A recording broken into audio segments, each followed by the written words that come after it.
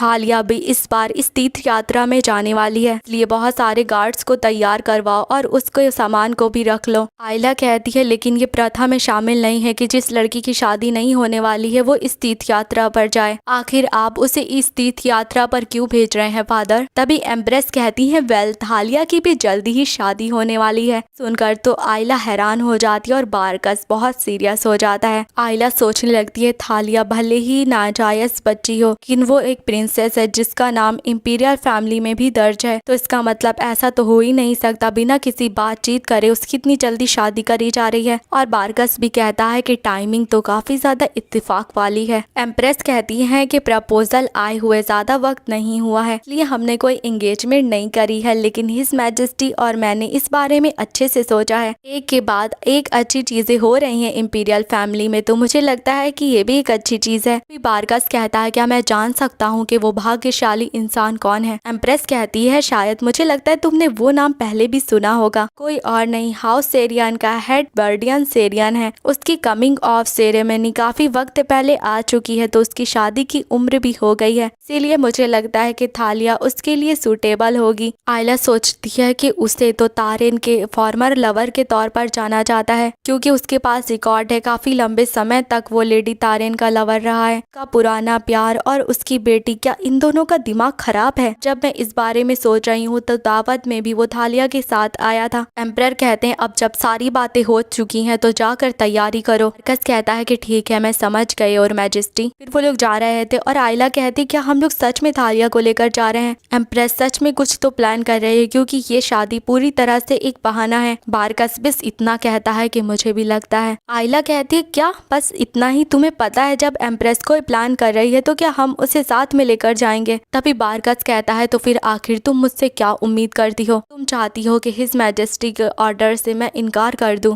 आयला कहती है नहीं, मैं तो बस। बारकस कहता है कि हिज मैजेस्टी इस एम्पायर के रूलर है और मैं वो इंसान हूँ जो कि इंपीरियल फैमिली के लिए बहुत वफादार हूँ और रूलर की बात मानने के अलावा कोई और रास्ता नहीं है। क्या शाही परिवार के लोग नोबल लोगों से यही मांग नहीं करते? तभी आयला उससे गले लगा लेती और कहती है मुझे माफ कर दो, मुझे बहुत फिक्र हो रही थी इसलिए मैंने तुमसे ये सब कुछ कह दिया, इसलिए प्लीज इस तरह से मुझसे मुंह मोड़कर मत जाओ। तभी बारकस कहता है फिक्र करने की कोई जरूरत नहीं, कोई फर्क नहीं पड़ता एम्प्रेस क्या प्लान बना रही है, क्योंकि हर हाइनेस तुम लोगों को तकलीफ नहीं पहुंचा पाएगी। मैं पुरानी एम्प्रेस की कसम खाकर कहता हूँ कि मैं तुम दोनों को अपनी ताकत से प्रोटेक्ट करूंगा। और आयला सोच लगती है कि ये लड़का इतनी आसानी से लोगों को परेशान भी कर देता है और उन्हें शांत भी कर देता है। राजकुमारी होने का घमंड, ये सब कुछ बेकार सा लगता है। इतने साल एक साथ बिताने के बाद भी वो जरा सा भी वार्म नहीं हुआ है, लेकिन जब तक कि वो हमारी साइड पर है फिक्र करने की कोई भी जरूरत नहीं। बारकस आखिर तुम कहाँ देख रहे हो अपनी उन खोखली आंखों से जिनके अंदर कुछ नहीं है? हमेशा मुझे ऐसा लगता है कि वो नजरें मुझसे बहुत दूर है। फिर नेक्स्ट सीन में थालिया को देखते हैं जो सोच रही थी मैंने अपने ट्रम्प कार्ड को खो दिया, मेरे नोबल भाई के हाथों पर जो चोट होगी वो प्रीस्ट के द्वारा हील हो गई होगी। अगर मेरे पास कुछ होता जो मैं आयला के खिलाफ यूज कर चुकी होती। वो आंखें जो कि बारकस की तरफ देखती हैं। वो खिड़की के बाहर देखकर सोचती है काफी गर्मी हो रही है, बारकस लगता है यहाँ पर नहीं आने वाला, मुझे चले जाना चाहिए। वो जा रही थी तभी रूम में उसका छोटा भाई एसरॉत आता है। थालिया कहती है कि तुम यहाँ पर क्या कर रहे हो? एसरॉत कहता है कि मैं कासल से सिर्फ आपको देखने के लिए आया हूँ दीदी। और थालिया सोचने लगती है हालांकि हम दोनों के पेरेंट्स एक ही हैं, लेकिन हमारी परिस्थितियाँ एकदम अलग हैं, जैसे कि स्वर्ग और धरती। मैं एक अफेयर का परिणाम हूँ, यानी कि एक नाजायज बच्ची, लेकिन ये बच्चा एक जायज उत्तराधिकारी है। तब पैदा हुआ था जब एम्परर और एम्प्रेस की ऑफिशियली शादी हो गई थी। ये पहली बार है जब मैं इसको इतना करीब से देख रही हूँ, क्योंकि माँ ने मुझे कभी उसके करीब जाने नहीं दिया, उन्हें डर था कहीं मैं कुछ कर ना दूं। थालिया कहती क्या तुम यहाँ पर अकेले आए हो? अगर माँ को पता चल गया तो? असरात कहता है कि मैं यहाँ पर अकेले नहीं आया, मैं बैरन के साथ आया हूँ। और देखते हैं वहाँ पर वही गार्ड था जो कि बचपन में थालिया को गार्ड करता था। थालिया कहती है तो फिर बताओ आखिर तुम यहाँ पर क्यों आए हो? असरात कहता है मैंने सुना आप एक बहुत लंबी जर्नी पर जाने वाली हैं दीदी। थालिया कहती है क्या कहा? मैं एक लंबी जर्नी पर जाने वाली हूँ? असरात कहता है कि माँ ने कहा था कि आप भी तीर्थ यात्रा पर जा रही हैं। तभी थालिया जोर जोर से हंसने लगती है और कहती है माँ ने और क्या कहा? असरात कहता है कि उन्होंने कहा कि आपकी जल्दी ही शादी होने वाली है और जिससे हो रही है उनका नाम सेरियन है। तभी अचानक से वो गार्ड आकर असरात के पास खड़ा हो जाता है, क्योंकि थालिया को बहुत गुस्सा आ रहा था। वो कहती है तुम यहाँ पर मुझे बधाई देने के लिए आए हो, तुम्हें तो बहुत खुशी हो रही होगी, तुम्हारी परेशान करने वाली बहन जल्दी यहाँ से चली जाएगी और इंपीरियल पैलेस को छोड़ देगी। असरात कहता है नहीं, हम दोनों सगे भाई बहन हैं, हम दोनों की माँ एक ही है। अगर आपकी शादी हो जाएगी तो आपको देखना मेरे लिए बहुत मुश्किल हो जाएगा, इसीलिए आपके जाने से पहले मैं आपसे बात करना चाहता था। मैं हमेशा उम्मीद करता था कि हम दोनों करीब आ जाए जैसे कि हमारे बड़े भाई बहन हैं। और थालिया सोचती है एक प्यार से भरा प्रिंस जो कि एम्परर और एम्प्रेस के बीच में पैदा हुआ, सिर्फ तुम्हारी वजह से मैं एकदम एक नाकाम कचरा बन गई, पिक्चर के ऊपर लगा एक ऐसा दाग जिसे गायब हो जाना चाहिए था। थालिया कहती है जैसे कि पहली प्रिंसेस अपने जुड़वा भाई को एम्परर बनाना चाहती है, तो क्या तुम चाहते हो कि मैं तुम्हारे भले के लिए सब कुछ कुर्बान कर दूं? असरात कहता है कि नहीं, मेरा ये कहने का मतलब नहीं था। थालिया कहती है अगर तुम यहाँ पर नहीं आते तो माँ ने फिर भी पहले से सोच लिया होगा तुम्हारे भले के लिए वो मेरा इस्तेमाल कैसे करें। मेरी शादी इसीलिए करी जा रही है क्योंकि इसमें सिर्फ तुम्हारा फायदा होगा, इसीलिए छोटे भाई इन सारी उम्मीदों से गिव अप कर दो। और थालिया सोचने लगती है एक बच्चा जिसे प्रोटेक्शन के साथ बड़ा किया गया है, उसने कभी भी एक भी रात डर से नहीं निकाली होगी, ना ही कभी बुलिंग का सामना किया होगा, इसलिए आज शायद पहली बार तुम्हें ये घाव लगने वाला है। और वो असरात से कहती है मेरा कोई इरादा नहीं है तुम्हारी प्यारी बहन बनने का, मैं तुमसे उतनी ही ज्यादा नफरत करती हूँ जितना मैं उन दो जुड़वा भाई बहनों से करती हूँ। अगर अब तुम्हें समझ आ गया है तो क्या अब तुम तुम यहाँ से गायब हो जाओगे। फिर सीधा नेक्स्ट सीन देखते हैं, थालिया खुद को कवर करके एक लाइब्रेरी पहुँचती है। वहाँ पर एम्प्रेस बैठी किताब पढ़ रही थी। थालिया कहती है असरात मुझसे मिलने के लिए आया था माँ, और उसके मुताबिक मेरी जल्दी ही शादी होने वाली है। एम्प्रेस कहती है मुझे कोई अंदाजा नहीं था कि असरात को तुम्हारे अंदर इतना इंटरेस्ट है। थालिया सोचने लगती है ये अभी भी बस मुझे इग्नोर कर रही हैं, और वो कहती है आखिर मुझे अपनी ही शादी की खबर एक बच्चे से क्यों पता चल रही है, और ये किस तरह की बकवास है कि मैं भी तीर्थ यात्रा पर जाने वाली हूँ। इस बार आप क्या प्लान कर रही हैं? एम्प्रेस कहती हैं प्लान? आखिर ये किस तरह की बेकार बात है? तुम्हारी शादी की उम्र हो गई है, ये प्रपोजल सही वक्त और सही मैच से आया है। थालिया कहती क्या कहा? Suitable match? वही सापना जिसका नाम सेरियन है, और बेशक माँ ने तो उसकी अच्छे से जांच पड़ताल कर ली होगी, है ना? एम्प्रेस कहती है अगर तुम ये पूछना चाहती हो सेरियन अच्छा हस्बैंड बनेगा या नहीं, तो हाँ वो बनेगा, क्योंकि इस लिहाज से वो काफी टैलेंटेड है। अगर तुम इच्छा करोगी तो वो जिंदगी भर तुम्हें सर्व करेगा। थालिया कहती है कि मुझे उस जैसे घिनौने इंसान की जरूरत नहीं, मैं अपनी जबान को काट कर खुदकुशी कर लूंगी अगर उसने मुझे छूने की कोशिश भी करी तो। एम्प्रेस कहती है तो फिर मैं तुम्हारे लिए कोई और दूल्हा ढूंढ देती हूँ। मैंने एक लिस्ट निकाली है जिसके अंदर सारे सुटेबल कैंडिडेट्स का नाम है, और थालिया सोचने लगती है इस लिस्ट के अंदर बस माँ के फॉलोवर्स का नाम होगा, और वो चिल्लाकर कहती है कि मुझे किसी से भी शादी नहीं करनी है। ऐसा क्यों दिखा रही हैं? अब आपको मेरी परवाह है? बस वैसा ही दिखाइए जैसा आपने हमेशा मुझे अकेला छोड़ दिया। एम्प्रेस कहती है तुम उसी आदमी की बात करना चाह रही हो ना, ग्रैंड ड्यूक शेर खान का बेटा। अगर तुम्हें उससे इतना ही प्यार था तो तुम्हें उसे हर हाल में हासिल कर लेना चाहिए था। मैंने 7 सालों तक उस लड़के को तुम्हारे पास रखा था, तो ये बताओ आखिरकार इतने वक्त से तुम क्या कर रही थी? सिर्फ कुछ महीनों बाद वो आदमी जिसको तुम चाहती हो वो किसी और का हो जाएगा, तो ये बताओ क्या तुम बस इस तरह से खड़ी रहकर देखती रहोगी? थालिया मेरी बच्ची, मैंने ये सब कुछ सिर्फ तुम्हारे लिए करा है ताकि मैं अपनी प्यारी बेटी को ऐसे बेकार स्थिति से बाहर निकाल सकूं। तुम्हारे पास 2 रास्ते हैं, उस आदमी को हासिल करो जिसको तुम चाहती हो, या फिर उस दूसरे लूजर से शादी कर लेना जो इतना भी बेकार नहीं है। मैंने पहला रास्ता चूज करा और मुझे वो सब कुछ मिल गया जो मैं चाहती थी, लेकिन अगर तुम्हारे पास ताकत नहीं है पहला रास्ता चुनने की, तो फिर खुद को मना लो और जिंदगी भर ऐसा दिखाओ कि तुम खुश हो। दूसरा ऑप्शन चूज करने के बाद ये थोड़ा तरस करने वाला होगा, लेकिन अगर तुम्हारी किस्मत में यही है तो फिर ये ज्यादा बेहतर रहेगा कि कम से कम तुम अपने गर्व को बचा लो। ये जर्नी आखिरी मौका है जो मैं तुम्हें दे रही हूँ, इसलिए ध्यान से सोचो तुम्हें कौन सा रास्ता चुनना है। फिर नेक्स्ट सीन देखते थालिया जाते हुए सोच रही थी मेरे भले के लिए मुझे हंसी मत दिलाइए। फिर अगली सुबह का सीन देखते हैं, थालिया का भी सारा सामान पैक हो गया था। उसका गार्ड जिसका नाम एड्रिक था वो कहता है क्या आप ये सब ले जाएंगी? थालिया कहती है क्यों, क्या तुम्हें मेरे सामान से कोई दिक्कत है? एड्रिक कहता है नहीं, मैं आपकी रॉयल्टी को समझता हूँ, लेकिन 1000 ड्रेस ले जाना, वो भी इतनी सारी ज्वेलरी के साथ, जब तक कि आप दिन में 5 बार नहीं कपड़े बदलेंगी तब तक कि इनका क्या फायदा? थालिया सोचती है इसे अभी असाइन करा गया इसलिए इसे कुछ भी नहीं पता है, और वो कहती है कि दिन में 5 बार नहीं बल्कि मैं दिन में 10 बार कपड़े बदलूंगी। मैं कैरेज में बैठने वाली हूँ, मेरे कपड़े गंदे हो जाएंगे इसलिए मुझे बदलना पड़ेंगे। और वो गार्ड कहता है आप मजाक कर रही हैं है ना? और थालिया सोचने लगती है अभी भी इतना काफी नहीं है, मैं आइला के मुंह पर और ज्यादा ये रोशनी मारने वाली थी। शायद से मुझे डायमंड का वो नेकलेस उससे चुरा लेना चाहिए था जो एम्परर ने उसे दिया था। नहीं नहीं, ये तो कम होगा ना, मुझे उसका पूरा ज्वेलरी बॉक्स उठा लेना चाहिए था। मदर शायद से ये चाह रही होंगी कि मैं आइला की एंगेजमेंट को तोड़ दूं। उन्होंने मेरे लिए कुछ अटेंडेंट को असाइन करने की कोशिश करी थी, लेकिन गैरेथ ने मना कर दिया था, इसलिए उन्होंने भी गिव अप कर दिया। और वैसे भी मुझे मदर की इन फैनेटिक्स की आसपास कोई भी जरूरत नहीं, मुझे सर्वेंट्स की कोई जरूरत नहीं है, लेकिन इतना काम नहीं करने वाला। शायद मुझे एम्प्रेस के पैलेस जाकर कुछ और ज्वेलरी ले आनी चाहिए। वो जा रही थी तभी उसे बारकस नजर आता और एड्रिक बारकस से कह रहा था जैसा कि आप देख सकते हो और सामान रखने के लिए हमें एक और कैरेज की जरूरत है। तभी बारकस थालिया की तरफ देखने लगता और कहता हमारा जुलूस 6 शहरों से होकर गुजरेगा, इसलिए तुम्हें जिस चीज की जरूरत है वो रख लो और जिसकी नहीं है वो हटा दो। थालिया कहती है बिल्कुल भी नहीं, मुझे कैसे पता चलेगा मुझे किसकी जरूरत है? बारकस कहता है कि ये बस कपड़े और ज्वेलरी है, आप बहुत शहरों से गुजरेंगे, अगर तुम्हें कहीं जरूरत हो तो फिर खरीद लेना। थालिया कहती है क्या तुम मुझे बेकार राजकुमारी दिखाने की कोशिश कर रहे हो ताकि मेरी तुलना आइला से की जा सके? बारकस कहता है कब से तुम्हें अपनी रेपुटेशन की परवाह होने लगी? किसी ने भी तुम दोनों को सेम लेवल पर नहीं रखा, इसलिए बेकार बातों की फिक्र करना छोड़ो। थालिया उसे थप्पड़ मारने जा रही थी, तभी बारकस उसका हाथ पकड़ लेता है और गार्ड से कहता है बस उन चीजों को रखो रखो जिसकी जरूरत है। थालिया उसे दूसरा थप्पड़ मारने जा रही थी, लेकिन वो फिर से हाथ पकड़ लेता है और कहता है कि जल्दी करो, हम लोग बस 15 मिनट में निकलने वाले हैं। थालिया कहती है तुम्हें क्या लगता है, आखिर तुम हो कौन? बारकस थालिया की तरफ घूर कर देखने लगता है और थालिया चिल्ला कर कहती है, तुम्हारी हिम्मत कैसे हुई मुझे बताने की मुझे क्या करना है क्या नहीं करना है? ऐसा मत दिखाओ जैसे कि तुम स्पेशल हो, तुम ग्रैंड ड्यूक नहीं बने हो, तुम बस इंपीरियल फैमिली के गार्ड हो, तुम्हारी हिम्मत कैसे हुई प्रिंसेस से ऐसे बात करने की? लेकिन बारकस उसे इग्नोर करके कहता है कि तुम लोग यहाँ पर इस तरह से क्यों खड़े हो, जाकर सामान को रखो। और थालिया सोच लगती है फ्यूचर के ग्रैंड ड्यूक का ऑर्डर, जो कि इस वक्त इंपीरियल गार्ड भी है और मैं सिर्फ नाम की प्रिंसेस हूँ। और वो बारकस से कहती इसी वक्त मेरा हाथ छोड़ो, अगर तुमने ऐसा नहीं करा तो मैं तुम्हारा सर कलम करवा दूंगी। लेकिन तभी बारकस उसे गोद में उठा लेता है और जाकर उसे कैरेज में पटक देता है और कहता है कि इसी तरह से शांत बैठी रहो। थालिया सोचती है अगर ये मुझे इंपीरियल फैमिली का मेंबर मानता तो ये मेरे साथ ऐसा सुलूक कभी ना करता। वो बारकस को थप्पड़ लगा देती है और सोचती है अगर मैं आयला होती तो ये मुझे इस तरह से ना फेंकता। लेकिन थप्पड़ खाने के बाद बारकस बस उसे देखने लगता है, कहता है कि मैं इसे अपनी सजा समझूंगा क्योंकि मैंने बिना इजाजत के तुम्हें छुआ, लेकिन मेरा कोई इरादा नहीं है तुम्हारी टैंट्रम्स को और ज्यादा सुनने के। प्लीज इस बात को दिमाग में बिठा लो कि अब मैं तुम्हारा गार्ड नहीं रहा हूँ। ये कहकर वो चला जाता और थालिया चौंक कर वहीं पर बैठी हुई थी और सोचती है अगर ये पहले की बात होती तो मैं खुद जाकर उससे लिपट लेती, लेकिन अगर मैंने ऐसा करा तो बारकस इस बार चुपचाप खड़ा होकर नहीं देखेगा। ये जर्नी बुरे सपनों की शुरुआत होने वाली है। कितना अच्छा होता अगर ये यात्रा सीधा हेल में जाती तो, अगर हम लोग कब्र में एक साथ जाए तो और एक साथ सब कुछ खत्म हो जाए तो मुझे इस बात से ज्यादा खुशी किसी और चीज की नहीं होगी। ये इंपीरियल तीर्थ यात्रा दारियन तक जाने वाली है। रोम एम्पायर के फाउंडर जो कि ट्रैवल नॉर्थ और वेस्ट तक करेंगे और वेस्ट से लेकर ये फिर से नॉर्थ की तरफ बढ़ेगा रिवर्स से होते हुए। एक वक्त था जब इसे 10 किंगडम्स में बांट दिया गया था। डेरियन रोम गिल्डा सेंट्रल रीजियन से बचने के लिए वो बाल्टो किंगडम भाग गए, फिर उनको वहाँ के लॉर्ड वेलेंडर ने अडॉप्ट कर लिया और उसके बाद उनके अंकल ऑस्ट्रियन लोगों के लीडर बन गए। उसके बाद डेरियन की जनजातियों को इकट्ठा करा गया। 10 राज्यों को एकजुट करने के लिए शक्तिशाली सहयोगी ढूंढे गए और शाही परिवार से निकला हुआ ये जुलूस बहुत पवित्र है, जो कि वेस्ट एम्पायर की 20 साल की एंडलेस वॉर को दर्शाता है। ये शाही परिवार की गरिमा को भी दर्शाता है कि अगला एम्परर कौन बनेगा। जब गैरेथ का कैरेज वहाँ पर आता है तो सब लोग उसे चेयर करने लगते हैं। फिर आयला बाहर देखकर हाय बोलती और सब लोग उसे भी चेयर करने लगते हैं। लेकिन फिर आता थालिया का कैरेज और वहाँ पर शांति छा जाती है। सब लोग आपस में बात करने लगते हैं कि ये प्रिंसेस कितनी ज्यादा क्रूर है, जिसने अपने सर्वेंट की जान लेने से पहले उसे बहुत पीटा था। ये सब बातें एड्रिक भी सुन रहा था। वो थालिया से धीमे से कहता है आखिर आप पर्दों को हटाकर आम लोगों को ग्रीट क्यों नहीं करती? लेकिन अंदर से कोई जवाब नहीं आता और एड्रिक सोचता है ऐसा लगता है वो जरा सी बात को लेकर अभी भी नाराज है। उसका चेहरा काफी खूबसूरत है, अगर वो बाहर निकलकर सबको ग्रीट करेगी तो शायद से सब लोगों की बातें बदल जाए। अगर वो जरा सा भी अपना चार्म दिखाएगी तो बहुत सारे आदमियों की नजरें फिसल जाएंगी। लेकिन वो ऐसा बर्ताव करती है कि उसे सिर्फ नफरत करने के लिए पैदा किया गया है। इस वजह से उसकी खूबसूरती भी फीकी पड़ने लगती है। मैं सोच रहा हूँ कितने गार्ड होंगे जिन्होंने इसके गुस्से के कारण काम छोड़ दिया होगा। सर सियर खान के अंदर तो बहुत जिगरा है जो 7 सालों तक इसके साथ रहे। हालांकि ऐसा भी नहीं लगता कि वो चुपचाप बैठकर बस उसके नखरों को झेलते हैं। सर बारकस जैसे इंसान जिनकी लॉयल्टी इतनी ज्यादा है वो भी उसके गुस्से को हद तक झेल पाते। उसका गुस्सा कितना खतरनाक है, मुझे तो अपनी आंखों पर यकीन नहीं हो रहा। दूसरी प्रिंसेस को सिर्फ नफरत पाने के लिए पैदा करा गया है। फिर सीधा नेक्स्ट सीन देखते हैं। वो लोग एक जगह पर रुककर टेंट लगाते हैं, लेकिन तभी कैरेज से थालिया निकलती है जो बहुत तैयार थी। एड्रिक सोचता है हम लोग बस डिनर करने वाले हैं, ये इतनी तैयार क्यों है? लेकिन थालिया जब वहाँ पर आती है तो पीछे आग की लपटों की रोशनी की वजह से वो और ज्यादा खूबसूरत लग रही थी और वहाँ पर जितने भी गार्ड थे उसकी नजरें उसके ऊपर अटक जाती हैं। लेकिन तभी थालिया एड्रिक से कहती है कि मुझे यहाँ पर बिल्कुल भी अच्छा नहीं लग रहा है, कैम को जल्दी से यहाँ से हटाओ। थालिया की बात सुनकर तो एड्रिक के सर पर मशरूम ही निकल आए थे। फिर वो थालिया से कहता है कि ये कैंप की साइड खुद रॉयल गार्ड ने सेफ्टी के लिए चूज करी है, हम यहाँ से नहीं जा सकते। थालिया कहती है तुमसे राय किसने मांगी? मैं तुमको हुक्म दे रही हूँ कि यहाँ से कैंप साइड को हटाओ। एड्रिक कहता है कि इस मामले में सारे फैसले लेने का अधिकार लॉर्ड सियर खान के पास है। मैं फिर से बताता हूँ कि आप अपनी मर्जी से यहाँ से नहीं जा सकती हैं। थालिया जाते हुए कहती अच्छा तो मुझे बस उस सियर खान की परमिशन चाहिए। और एड्रिक सोचने लगता है ये बस बहाना ढूंढती रहती कहती है बारकस के साथ लड़ाई करने का। ट्रिप के पहले दिन ही से ये मुसीबत फैलाने के लिए क्यों पड़ी हुई है। फिर वो थालिया से कहता है कि आपको यहाँ पर क्या अच्छा नहीं लग रहा है। थालिया कहती है कि मुझे यहाँ पर कुछ भी अच्छा नहीं लग रहा है। फॉरेस्ट के किनारे पास पानी का लेक काफी पास है, वहाँ से बहुत सारे कीड़े मकोड़े आएंगे। एड्रिक कहता है लेकिन हम लोग बिना पानी के कैंप कैसे लगा सकते हैं। यहाँ पर काफी भयानक जंगली जानवर भी दिखाई देते हैं, उनसे बचने के लिए यहाँ पर रहना ठीक है। थालिया कहती है सेफ्टी मेरी जूती, मुझे कितने कीड़े काट रहे हैं। और वो एड्रिक को इतना ज्यादा सुनाती है कि एड्रिक के कानों से खून निकल आता है और वो कहता है हमें कई दिनों तक कैंप में रहना होगा, इसलिए आपको इसकी आदत डालनी होगी। थालिया कहती है बस कैंप साइट को यहाँ से हटा दो, मुझे ये सब कुछ क्यों झेलना पड़े। एड्रिक कहता है कि यात्रा करने के बाद सब लोग बहुत थक गए हैं, हम इधर उधर कैंप साइट की तलाश करते हुए नहीं भटक सकते। फिर वो गुस्से से कहता है बचकाना बर्ताव करना बंद करिए और जल्दी से अपने कैरिज में वापस जाइए। तभी थालिया उसे जोर का थप्पड़ लगा देती है और कहती है तुम्हारी हिम्मत कैसे हुई मुझे ऑर्डर देने की। मैं एम्परर की बेटी हूँ और तुम्हें सिर्फ मुझे गार्ड करने के लिए रखा गया है। अगर मैं तुमसे कहूँगी तुम्हें पूरे रात चलना है तो तुम्हें मेरी बात माननी पड़ेगी, इसलिए अपना मुंह बंद करो और यहाँ से दफा हो जाओ। और एड्रिक सोचने लगता है मैं इसको उसी कैरिज के अंदर फेंक देना चाहता हूँ जैसे कि बारकस ने करा था। क्या इस जर्नी के अंत तक मैं इस औरत के अत्याचारों को झेल पाऊंगा। अभी थालिया बाकी सब की तरफ देखती है और सब लोग बहुत डरने लगते हैं और थालिया सोचने लगती है मुझे पता है यहाँ पर बहुत सारे माँ के जासूस होंगे, हो सकता है इस बार वो गैरेथ के पूरे सपोर्ट को मिटाने की कोशिश कर रही हूँ। अगर माँ का टारगेट गैरेथ और आयला है तो मुझे कोई फर्क नहीं पड़ता, लेकिन अगर वो बारकस है तो मुझे हमारी कैंप साइट को अलग करना पड़ेगा। अगर हम लोग दूरी बना लेंगे तो माँ के जासूस के लिए मुश्किल होगा, पूरी रात नजर रखना। फिर वो कैंप में जाकर कहती है कि मैं चाहती हूँ कि हमारे कैंप साइट को कहीं और लगा लिया जाए, लेकिन मेरे सो कॉल्ड नाइट ने कहा है कि तुम्हारी इजाजत के बिना हम कहीं नहीं जा सकते। उन नाइट्स को लगता है कि उनका पद रॉयल लोगों से भी ज्यादा ऊंचा है। हायरार्की की सुरक्षा को लेकर इतनी ज्यादा ढील कैसे दे जा सकती है। लेकिन बारकस को देखते जो अभी नहा कर निकला था और उसकी पूरी बॉडी गीली थी और उसको ऐसे देखने के बाद तो थालिया ब्लश करने लगती है। और बारकस सोचता है जब वो 14 साल की थी और बदतमीजी कर रही थी तब मैंने उसे झील के अंदर फेंक दिया था। उस दिन के बाद से हम दूसरी बार ऐसी सिचुएशन में आए हैं। फिर वो थालिया से कहता है हायरार्की का वर्ड तुम्हारे मुंह से निकल रहा है, ये सुनकर हंसी आ रही है। थालिया कहती है हायरार्की इसलिए एग्जिस्ट करती है ताकि अपने से नीचे लोगों को कमांड दे सके, और इंपीरियल फैमिली के मेंबर होने के नाते तुम नाइट्स को मेरी बात माननी पड़ेगी। अपने सबऑर्डिनेट से बता दो कि किसकी बात को मानना पहले जरूरी है, जब तक के लिए तुम मेरी बेइज्जती करने के लिए कोड़े नहीं खाना चाहते हो। लेकिन बारकस उसे फुल्ली इग्नोर करके वहाँ से जाने लगता है। थालिया चिल्ला कर कहती है तुमने मेरी बात को एक कान से सुनकर दूसरे कान से उड़ा दिया, क्या अब तुम्हें सुकून मिल रहा है। और वो मन में यही सोच रही थी कि बस गुस्सा हो जाओ। और वो फिर कहती है कि मैं अभी तक बस इमेजिन कर सकती हूँ कि तुम अपने अंदर क्या प्लान कर रहे होगे। तुम्हें तो बहुत ज्यादा मजा आ रहा होगा कि तुम्हें अब इस बदतमीज लड़की की ऑर्डर्स को मानना नहीं पड़ रहा है, इसीलिए तुम ऐसा दिखा रहे होगे तुम्हें मेरी बात सुनाई भी नहीं दे रही। बारकस कहता है अगर तुम्हारी बातें सुनने लायक शब्द लगती तो कम से कम मैं सुनने का दिखावा भी करता। थालिया सोचने लगती है मुझे एक गंदगी जैसा ट्रीट कर रहा है, मुझसे गलती हो गई। अगर हालात इतने खराब होने वाले थे तो शायद बेहतर होता कि यह आदमी इस दुनिया से गायब हो जाता। फिर वो बारकस से कहती है कि मेरी बातें तुम्हारे लिए मायने नहीं रखती, तो क्या अब मैं तुमसे बीस्ट की भाषा में बातें करूं जैसे कि तुम्हारे बारबेरियन पूर्वज किया करते थे। अगर तुम चाहो तो मैं तुमसे घोड़े की भाषा में भी बात कर सकती हूँ, तुम्हारे लिए ये बेहतर रहेगा क्योंकि तुम इंसानों से ऊंचा घोड़ों को मानते हो। बारकस कहता है कि घोड़ों से बात करना ज्यादा बेहतर रहेगा बजाय तुम्हारे। मेरा घोड़ा मुझे तुमसे बेहतर समझता है, वो लगातार शिकायतें नहीं करता है और तुम्हारी तरह सबको परेशान नहीं करता। जरा सी बात पर तू भड़क उठती हो लेकिन दूसरों की कमजोरियों का तो बहुत अच्छे से फायदा उठाती हो। तुम इतनी घमंडी इसलिए हो रही हो कि तुम्हें लगता है तुम जैसा नीच कोई हो नहीं सकता। थालिया सोचने लगती है कि आखिरकार तुम मेरे बारे में जानते ही क्या हो, मेरे जैसा इंसान की नीचता जानने वाला आखिर मिलेगा कहाँ। इसलिए मैंने निर्दयी होने का फैसला किया, वरना तुम मुझे कुचल देते। फिर वो बारकस से कहती है जैसा कि मैंने कहा मैं चाहती हूँ हमारी कैंप साइट कहीं और लग जाए। अपने सारे नाइट्स को ये ऑर्डर दो कि वो तुरंत ये काम करे। यहाँ पर इस तरह की बेकार बहस करना और नहीं चाहती। बारकस कहता है तुम्हारी इच्छा के अनुसार नाचने का मेरा कोई भी इरादा नहीं है, अब बड़बड़ करना बंद करो, जाकर आराम करो। थाले कहती है ऐसा थोड़ी ना पूरा कैंप हम यहाँ से हटा रहे हैं, तुम इतना भी नहीं कर सकते। बारकस कहता है मेरा कोई इरादा नहीं है तुम्हें समझाने का कि मेरा फैसला क्या है। थालिया कहती है मैं एम्परर की बेटी हूँ, अगर मैं तुम्हें कमांड दे रही हूँ तो तुम्हें मेरी बात माननी चाहिए। तभी बारकस सीरियस होकर कहता है कि बस बहुत हो गया, मेरे पास जितना भी पेशेंस था मैंने उसका सारा इस्तेमाल कर लिया है, इसलिए बकवास करना बंद करो और कैरेज में वापस जाओ। और वो बाकी सबसे कहता है कि हर हाइनेस को उसके कैरेज में वापस लेकर जाओ। थालिया सोचने लगती है कि इसने पूछा तक नहीं कि मैं यहाँ से कैंप साइट क्यों हटाना चाहती हूँ। वो शायद इस बारे में जरा सा भी क्यूरियस नहीं होगा। आखिर मैं क्या सोचती हूँ, मैं अभी भी यही इच्छा करती हूँ कि काश ये मर जाए। वैसे भी एक बार जब ये जर्नी खत्म हो जाएगी तो मेरी शादी हो जाएगी, चाहे मैं कल सुबह मरी हूँ या फिर नहीं, इस बात से कोई फर्क नहीं पड़ता। फिर अगली सुबह का सीन देखते थालिया सोचती है उम्मीद से एकदम उल्टा हमारी जर्नी जारी रही। सुबह हुई, बिना कोई खून बहे और बारकस अभी भी सांस ले रहा था। एक छोटे से शहर सॉर्टिका से गुजरते हुए हम लोग फिर से नॉर्थ की तरफ आगे बढ़े। मुझे अभी भी अपनी शक की निगाह मदर की इन अटेंडेंट से नहीं हटानी चाहिए। मेरे माँ से जुड़े मामलों में साजिशें परछाई की तरह मंडराती हैं। आज कल या फिर उसके भी अगले दिन मुझे डर लगा रहता है। वो कैरेज के बाहर देखती है जहाँ पर बारकस के साथ आइला थी। थालिया सोच रही थी कि तुम सबके सब मर जाओ, मुझे लगता है कि बारकस की लाश देखना ज्यादा बेहतर रहेगा। फिर रात का सीन देखते हैं। थालिया को बहुत घबराहट हो रही थी, उसे नींद नहीं आ रही थी। वो सोचने लगती है क्या होगा रात को अगर बारकस के साथ कुछ हो गया तो मुझे जाकर चेक करना चाहिए क्या बारकस अभी भी सांस ले रहा है। उसे ढूंढते हुए वो झील के किनारे पहुंचती है जहाँ पर बारकस अपने घोड़े के साथ बैठा हुआ था और थालिया की नजरें उसके ऊपर अटक जाती हैं। वो ब्लश करने लगती है। तभी बारकस उस तरफ देखता है और थालिया छुप जाती है और थालिया सोचने लगती है फर्क नहीं पड़ता, मैं जितना भी इससे काटने की कोशिश कर लूं मेरी फीलिंग्स ट्यूमर की तरह बढ़ती जा रही हैं। आखिर मैं इस एहसास से कैसे छुटकारा पाऊं, मुझे अभी के लिए वापस चले जाना चाहिए। तभी उसे किसी की आवाज आती है। कोई कह रहा था कि तुम यहाँ पर क्या कर रहे हो। थालिया देखती है वहाँ पर आइला आई थी और थालिया सोचती है कि ये यहाँ पर क्या कर रही है, वो भी इस तरह के कपड़े पहनकर। आइला अपने जूतों को उतार कर धीमे से अपने पैरों को पानी में डालने लगती है। थालिया बस उदास भरी आंखों से उन्हें देख रही थी। तभी बारकस आकर आइला के पैरों को पोंछता है और कहता है कि यहाँ की हवा काफी ठंडी है। तभी थालिया वहाँ से भागना शुरू कर देती है लेकिन उसका पैर किसी चीज से टकराता है और वो नीचे गिर जाती है। और थालिया सोचने लगती है अगर माँ मुझे ऐसी हालत में देखती तो वो नाराज हो जाती। फिर वो याद करती है जब उसकी माँ ने कहा था कि तुम्हारे पास दो रास्ते हैं। और थालिया सोचने लगती है